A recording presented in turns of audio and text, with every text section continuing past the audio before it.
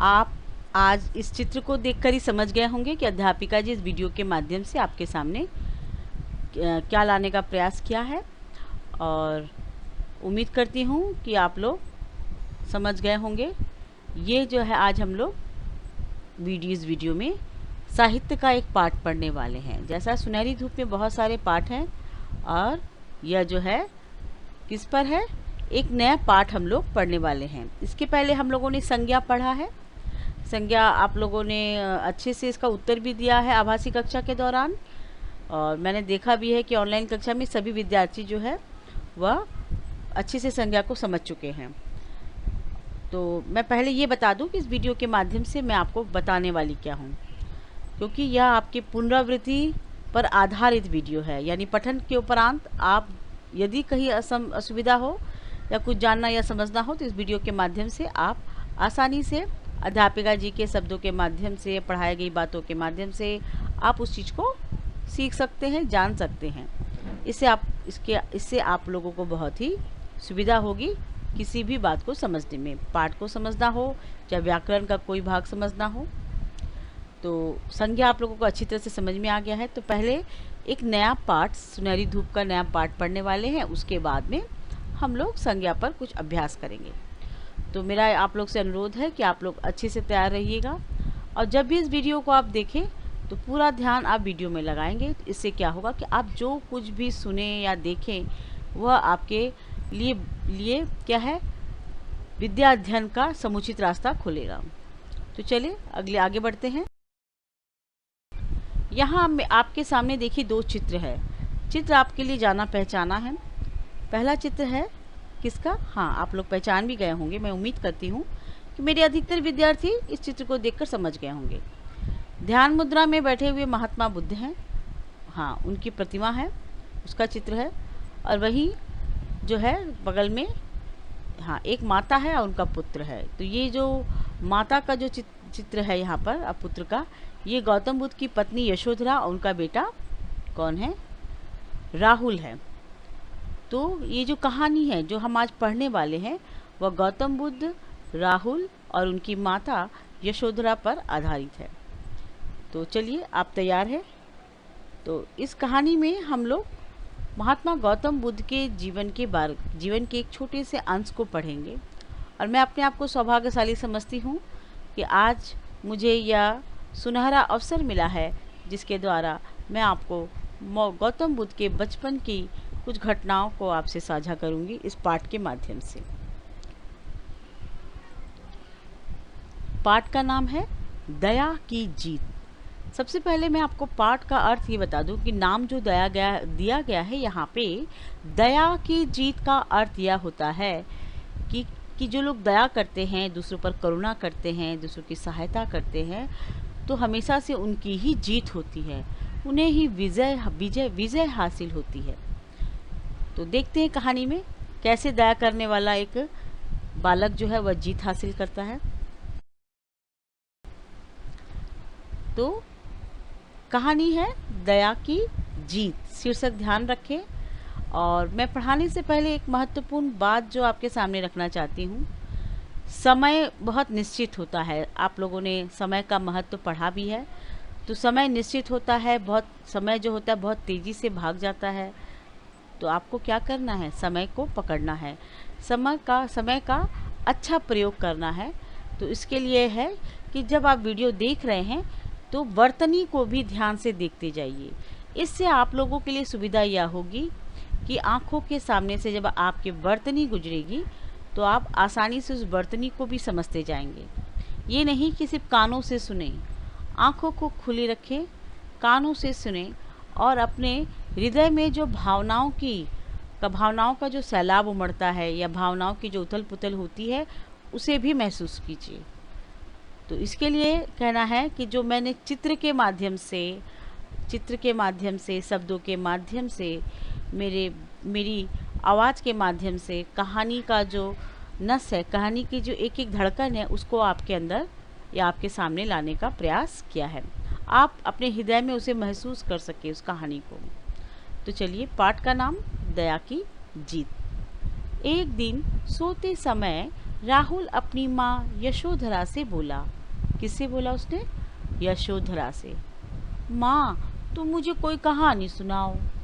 माँ ने कहा, बेटा, कहानी तो दादी और नानी सुनाती हैं। बच्चे ने जिद करते हुए कहा, नहीं माँ, तुम ही मुझे कहानी सुनाओ। ओहो, तुम बड़े जिद्दी हो। तो इस अंश में, कहानी के इन चंद पंक्तियों में यह बात कही गई कि माँ जो है, माँ से बेटा राहुल कह रहा है यशोधरा माँ से कि माँ तुम मुझे कहानी सुनाओ। तो माँ की सुनाने की इच्छा नहीं थी, उसने क्या कहा कि दादी और नानी ही कहानी सुनाती है। तो बच्चे ने जिद करते फिर कहा, माँ तुम ही कहानी सुना दो। तो माँ अपने पुत्र को कहती है कि बेटा तुम बहुत जिद्दी हो। ठीक है, मैं तुम्हें कहानी सुनाती हूँ। कहते हुए यशोधरा ने कहानी प्रारंभ की। प्राचीन समय में सुद्धोधन नाम के एक राजा थे। उनकी पत्नी का नाम माया था। उनके यहाँ एक पुत्र ने जन्म लिया। दोनों ने उसका नाम सिद्धार्थ रखा। सभी ने राजा को बधाई दी। राजा ने राज ज्योतिषी को बुलाकर बच्चे का भविष्य जानना चाहा। तो आप समझ सक रहे हैं कि यहाँ पर कहानी में क्या कहा गया है। कहानी में ये कहा गया है कि माँ उनसे कहती कि मैं तुम्हें कहानी सुनाती हूँ।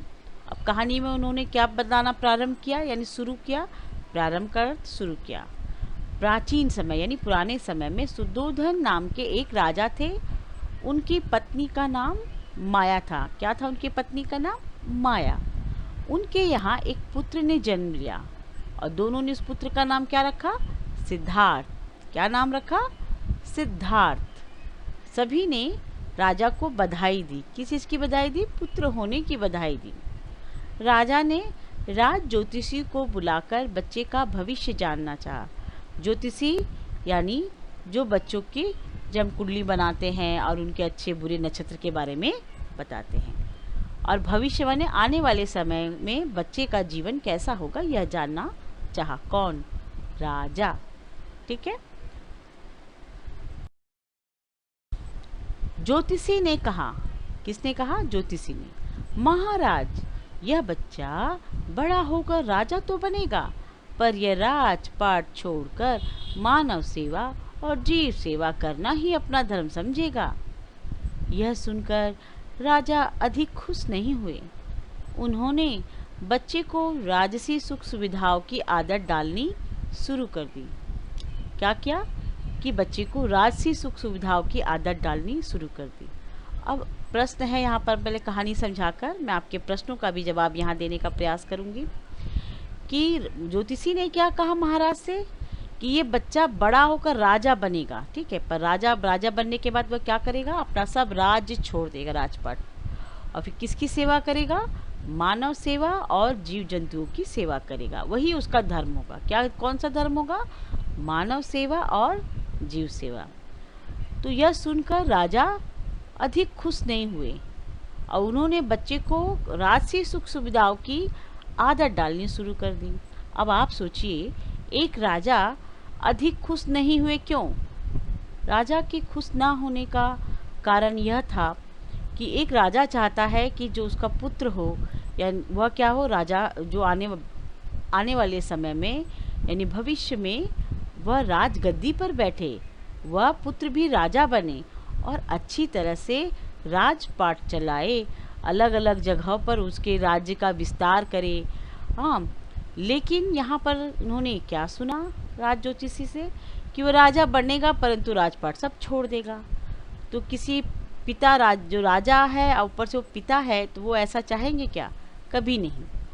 और फिर उन्होंने बच्चे का भविष्य बदलने की सोची, और बदलने के लिए उन्होंने क्या सोचा? उसके भविष्य को बदलने के लिए उन्होंने उस बच्चे को राजसी सुख सुविधाओं की आदत डालनी शुरू कर दी। जैसे कि सुंदर सुंदर वस्त्र पहनना, अच्छे से राजा बन के या राजकुमार बन के तैयार रहना, घुड़सवारी करना, शिकार खेलना। हाँ, और बहुत से जो राजकुमारों के ठाट बाट होते हैं, उनके जो क्रियाकलाप होते हैं यानी उनके कार्य जो होते हैं, वह सब उन सबों में उसको इतना व्यस्त कर दें कि उसे कुछ सोचने का मौका ही ना मिले। ऐसा उन्होंने प्रयास किया। यहाँ पर देखिए, मैंने यहाँ पर एक क्या है, मूल्य परक यानी आलोचनात्मक प्रश्न आपके सामने रखा है। प्रश्न है, मानव सेवा और जीव सेवा हम किस प्रकार कर सकते हैं। तो मनुष्य की सेवा और जीव की सेवा, ये अगर आप चाहे तो आप अपने आज के वर्तमान समय में आपके सामने बहुत से उदाहरण हैं जिसके द्वारा आप दिखा सकते हैं, बता सकते हैं कि आप मानव सेवा किस तरह से कर सकते हैं, जीव सेवा किस तरह से कर सकते हैं। दान पुण्य करके, भोजन देकर, वस्त्र देकर, किसी कोई समस्या में है तो उस समस्या से उसे मुक्ति दिलाकर, जीव अगर कष्ट में है तो उसके कष्ट को दूर करके, उसे चोट लगी है तो उसकी मरहम पट्टी करके, और भी ढेरों उदाहरण है जीव सेवा और मानव सेवा के। तो आप अपनी सोच के आधार पर, अपने विचार के आधार पर इस प्रश्न के उत्तर को आसानी से लिख सकते हैं। परंतु मैं इसके साथ यह भी बताऊं कि जब मूल्यपरक और आलोचनात्मक प्रश्न आपको लिखने के लिए दिया जाता है तो सबसे अच्छा प्रयास करने के लिए आपको यही करना चाहिए कि आप अपने भाव और विचारों को अच्छी तरह समझाते हुए लिखें और यह संक्षेप में ना हो। सबसे बड़ी बात कि मूल्यपरक प्रश्न जो होते हैं, आलोचनात्मक प्रश्न जो होते हैं, वह बहुत संक्षेप में ना लिखे कभी भी।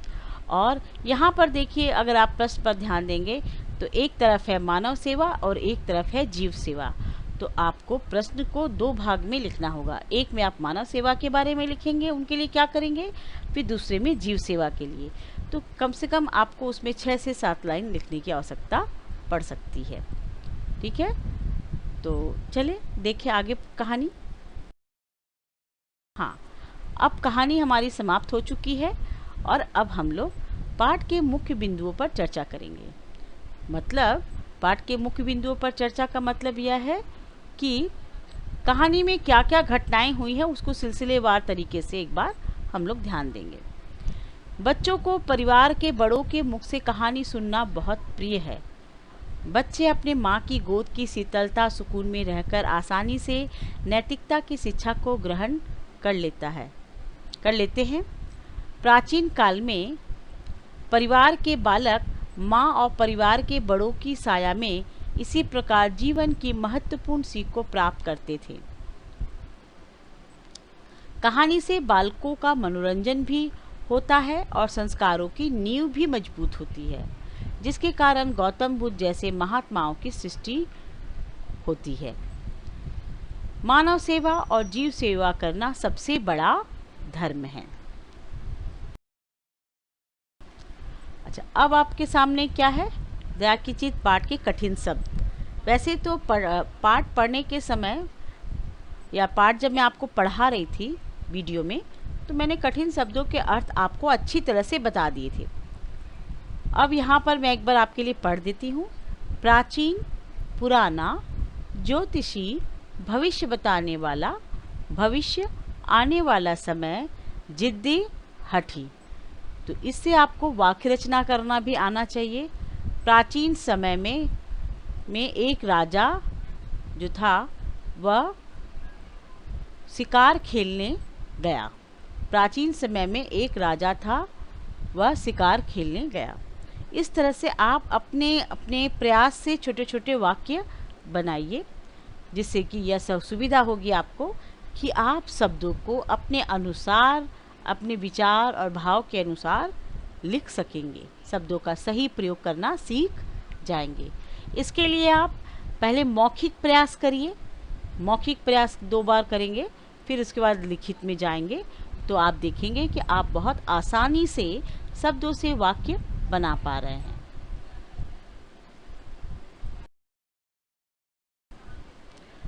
अब मैंने जैसे आरंभ में ही बता दिया था वीडियो के कि हम लोग संज्ञा की पुनरावृत्ति करेंगे।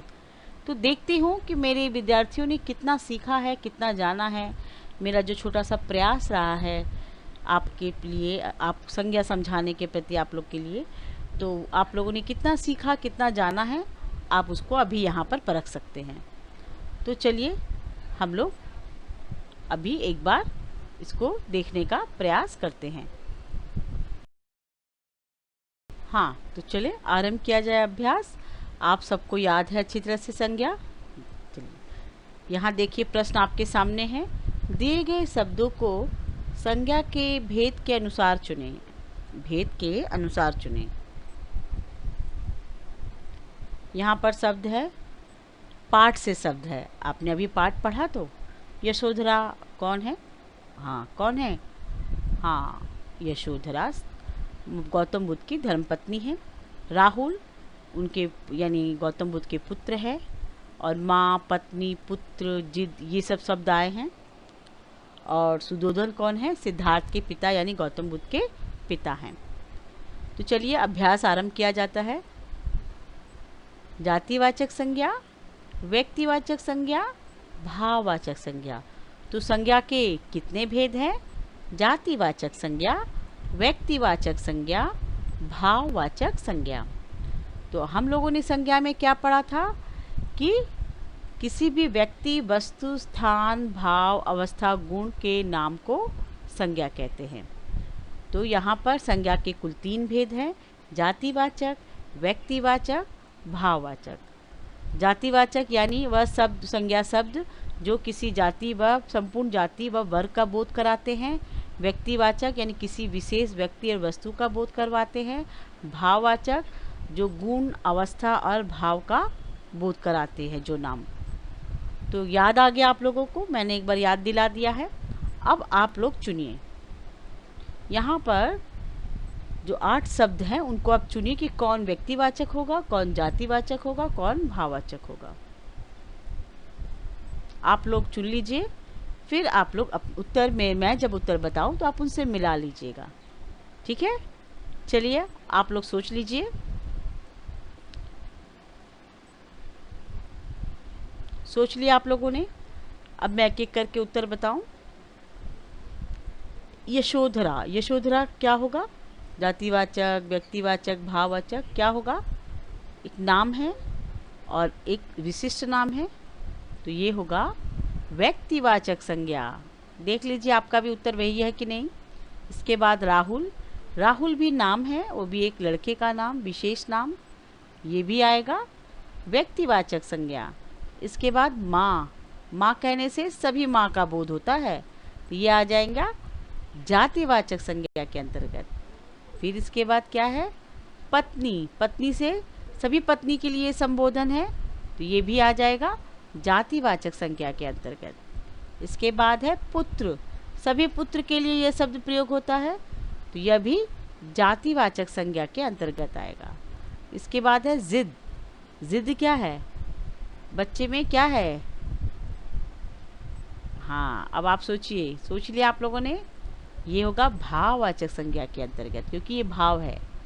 फिर इसके बाद राजा, राजा का क्या होगा? राजा, हाँ, जातिवाचक संज्ञा। और इसके बाद है सुदोधन, सुदोधन तो नाम है और विशेष नाम किसके अंतर्गत आते हैं? व्यक्तिवाचक संज्ञा के अंतर्गत।